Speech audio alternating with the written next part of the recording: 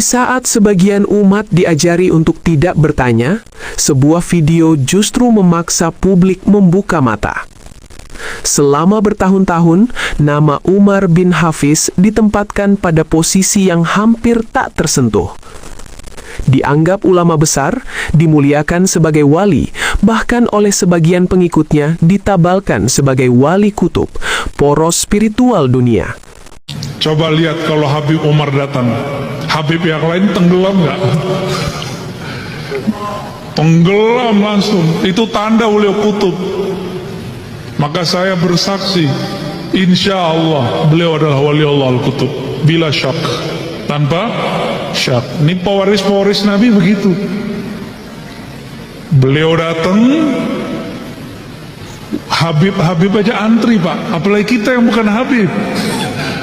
Gelar yang dalam tradisi Islam bukan perkara sepele, karena menyangkut otoritas ilmu, akhlak, dan keteladanan. Namun keimanan yang dibangun di atas pengkultusan akan selalu rapuh saat berhadapan dengan fakta visual. Sebuah video viral yang beredar luas menampilkan sosok yang diduga kuat adalah Umar bin Hafiz saat mengumandangkan azan. Sekali lagi, ini bukan soal suara, bukan soal logat Arab Hadramaut, dan bukan pula soal selera. Yang dipersoalkan adalah struktur azan itu sendiri. Azan adalah syiar paling dasar dalam Islam. Teksnya baku, susunannya jelas, dan dijaga dengan ketat sejak zaman Rasulullah SAW.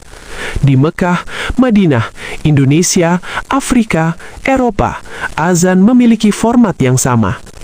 Namun dalam video tersebut, publik mendengar sesuatu yang tidak lazim. Hayya 'alal falah diucapkan 4 kali, bukan 2 kali sebagaimana yang diajarkan dalam praktik umum dan kitab-kitab fikih yang dikenal luas.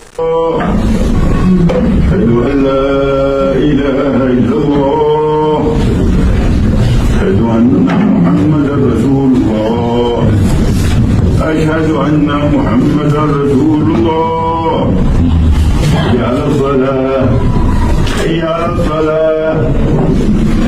الفلاح حي على الفلاح حي على الصلاة حي على الصلاة حي على الفلاح حي على الفلاح الله أكبر الله أكبر لا إله إلا الله. Pertanyaannya sederhana tapi menohok. Jika azan saja bisa berbeda tanpa penjelasan, lalu di mana posisi ilmu? Anehnya, bukan klarifikasi ilmiah yang muncul dari para pengikutnya, melainkan pembelaan membabi buta. Kritik dituding fitnah, pertanyaan dicap pembencian, seakan-akan Umar bin Hafiz telah ditempatkan di atas teks, di atas dalil, di atas tradisi ilmu itu sendiri. Kejanggalan tidak berhenti di azan. Dalam rekaman lain, saat membaca surat Al-Ikhlas, surat yang menjadi dasar tauhid, terdapat penambahan huruf pada ayat lam yalid walam yulad. Huruf waw tambahan terdengar jelas.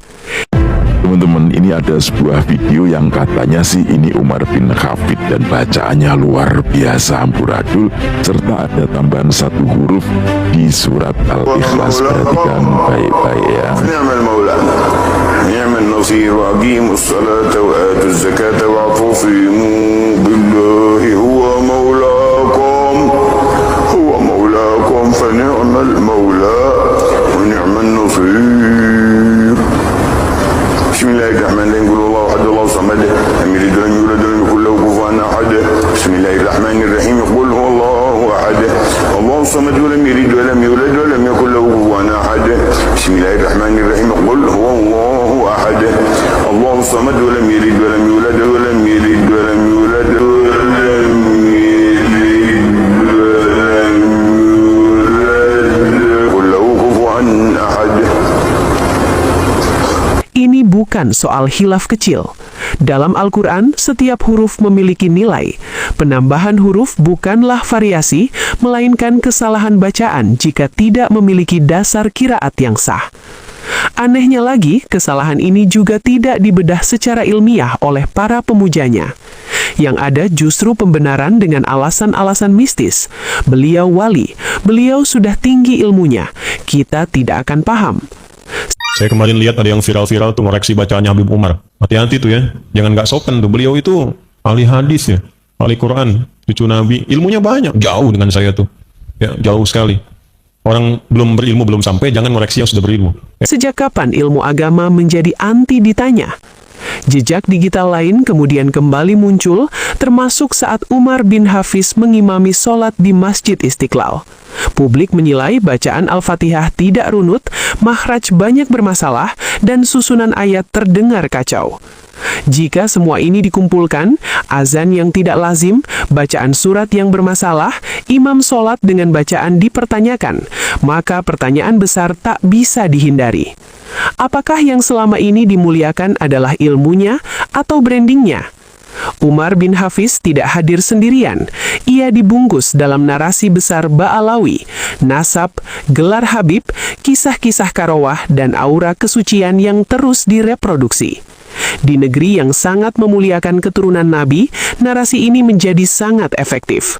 Dan saat narasi sudah terlanjur diterima, maka logika dan ilmu dipaksa menyerah.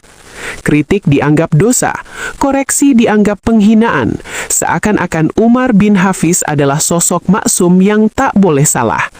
Padahal dalam Islam tidak ada ulama yang kebal kritik, tidak ada wali yang bebas dari uji ilmu, dan tidak ada nasab yang menjamin kebenaran bacaan.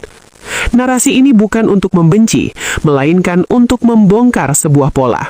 Pola pengkultusan yang menutup akal, mematikan kritik, dan menggantikan ilmu dengan ketakutan. Jika Umar bin Hafiz memang berilmu, maka kritik seharusnya dijawab dengan dalil, bukan dengan kemarahan para pengikutnya.